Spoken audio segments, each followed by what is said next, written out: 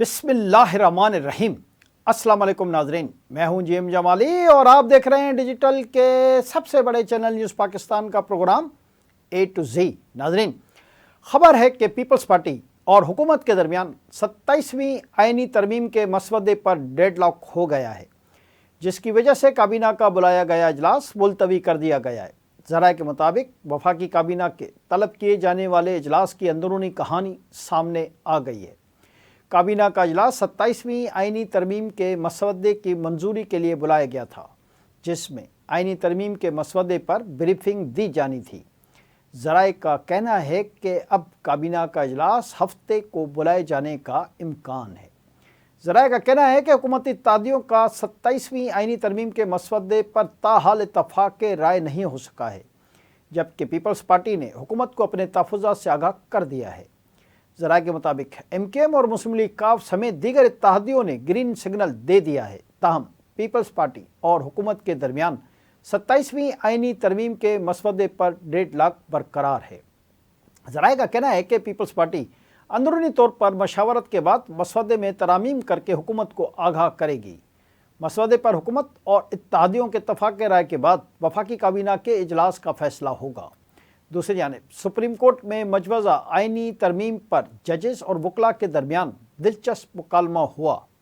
آئینی بینچ میں civil service rules سے متعلق کیس کی سماعت جسٹس امین الدین خان کی سربراہی میں آئینی بینچ نے کی۔ دوران سماعت جسٹس امین الدین خان نے وکیل سے سوال کیا کہ کیا کیس آج ختم ہو جائے گا؟ وکیل فیصل صدیقی نے کہا کہ میرے خیال سے آج شاید کیس ختم نہ ہو پائے۔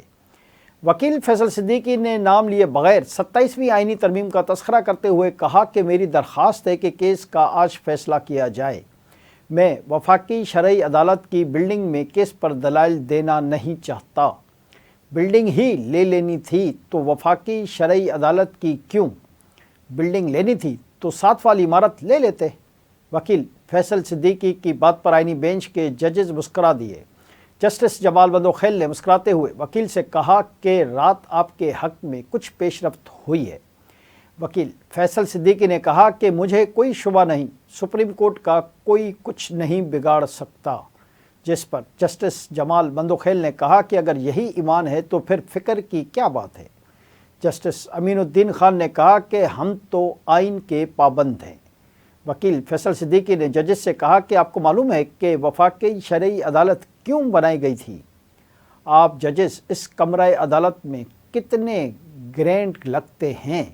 جسٹس جمال بندوخیل نے کہا کہ عمارت کے تبدیل ہونے سے اختیارات کم نہیں ہوں گے۔ جی ناظرین، ادھر ذرائع سے خبر ہے کہ حکومت نے مجوزہ 27ویں آئینی ترمیم کے تحت آئینی عدالت قائم کرنے کا فیصلہ کیا ہے، جس میں ابتدائی طور پر 7 ججز ہوں گے، اور اس حوالے سے سرکاری ذرائع کا کہنا ہے کہ یہ ملک کے عدالتی ڈھانچے میں اصلاحات کی جانب ایک بڑا قدم ہوگا۔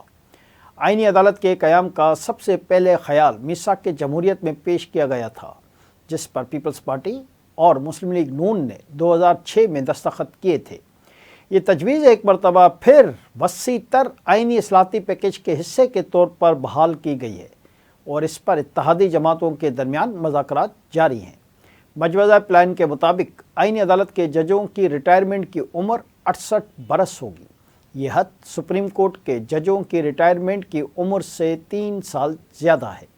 سپریم کورٹ کے ججز 65 برس کی عمر کو پہنچ کر ریٹائر ہو جاتے ہیں۔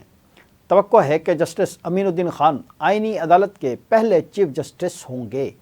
یہ عدالت سپریم کورٹ میں نہیں لگے گی، اس کی بجائے اس کے جائے وقوع کے حوالے سے 2 آپشنز پر بات ہو رہی ہے۔ ایک تجویز ہے کہ یہ عدالت اسلام آباد ہائی کورٹ کی عمارت میں ہوگی، اور ایسا ہونے کی صورت میں اسلام آباد ہائی کورٹ میں G9 کورٹ کو اپنی پرانی جگہ یعنی سیکٹر منتقل کیا جائے گا۔ دوسرے آپشن کے امکانات زیادہ ہیں، جس کے تحت آئینی عدالت فیڈرل شریعت کورٹ کی عمارت میں قائم کی جائے گی۔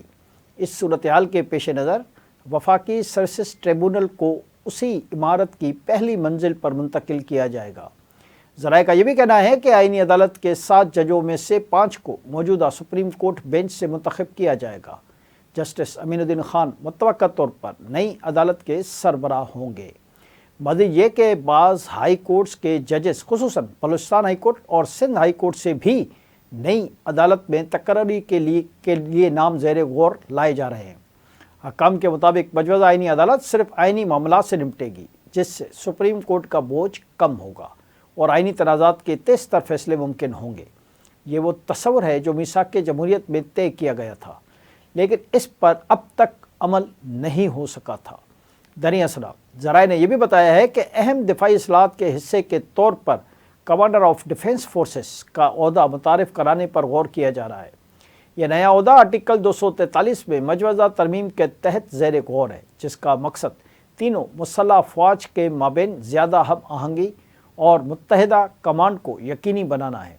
कहा जाता है कि ये इक़दाम हालिया पाक भारत जंगी मंजरनामों से हासिल किए गए असबाक और जदीद जंग की बदलती हुई नौयत से मुतासिर है, जो मरबूत ऑपरेशनल रद्द अमल का तकाजा करती है। जी नाज़रीन, दूसरी तरफ सुन्नी इत्तेहाद कौंसिल के साबिक सरबराह साहिबजादा हामिद रज़ा को फैसलाबाद से गिरफ्तार कर लिया गया है। इस गिरफ्तारी को अहम सियासी डेवलपमेंट करार दिया जा रहा है। पुलिस राय के मुताबिक हामिद रज़ा पुलिस को मुतअद्दिद मुकदमात में मतलूब थे, अदालत से सज़ा याफ्ता हैं। ज़राए का कहना है कि पुलिस ने हामिद रज़ा को गिरफ्तार करके फैसलाबाद सेंट्रल जेल मुंतकिल कर दिया है। पुलिस के मुताबिक साहिबजादा हामिद रज़ा को इस्लामाबाद पुलिस ने गिरफ्तार करके फैसलाबाद पुलिस के हवाले किया था। फैसलाबाद पुलिस ने हामिद रज़ा को इंसदाद दहशतगर्दी अदालत में पेश किया था। अदालत ने साहिबजादा हामिद रज़ा को जेल भेजने का हुक्म दे दिया। याद रहे कि रवां साल 31 जुलाई को फैसलाबाद में इंसदाद दहशतगर्दी की खुसूसी अदालत ने 9 मई के 3 मुकदमात का फैसला सुनाया था। अदालत ने 196 मुलजमान को सज़ाएँ सुनाई थीं। अदालत ने कौमी असम्बली में opposition leader Umar Ayub, senate में opposition leader Shibli Faraz, पार्लिमानी leader Zartaj गुल और साहिबजादा हामिद रज़ा को तीनों केसेस में 10-10 साल कैद की सज़ाएँ सुनाई थीं। दरअसल पाकिस्तान तहरीक इंसाफ के चेयरमैन बैरिस्टर गौहर का कहना है कि हामिद रज़ा से बात हुई थी, उनकी गिरफ्तारी नहीं हुई। बैरिस्टर गौहर ने पार्लियामेंट हाउस के बाहर मीडिया से गुफ्तगू करते हुए कहा कि हामिद रज़ा ने खुद को सरेंडर किया है, ये उनकी अपनी मर्ज़ी और फैसला है। उन्होंने कहा कि हामिद रज़ा का एक ही केस है, उन पर जो इल्ज़ाम लगाया गया वो बेबुनियाद है। उनका मज़ीद कहना है कि सोहेल आफरीदी को बानी PTI से मुलाकात की इजाज़त नहीं मिल सकी। मुलाकात होगी, तीमारदारी भी होगी तो अच्छी खबरें भी आएंगी। आज के लिए इतना ही। अगले प्रोग्राम तक के लिए अपने मेज़बान JM जमाली को इजाज़त दीजिए। अल्लाह हाफ़िज़।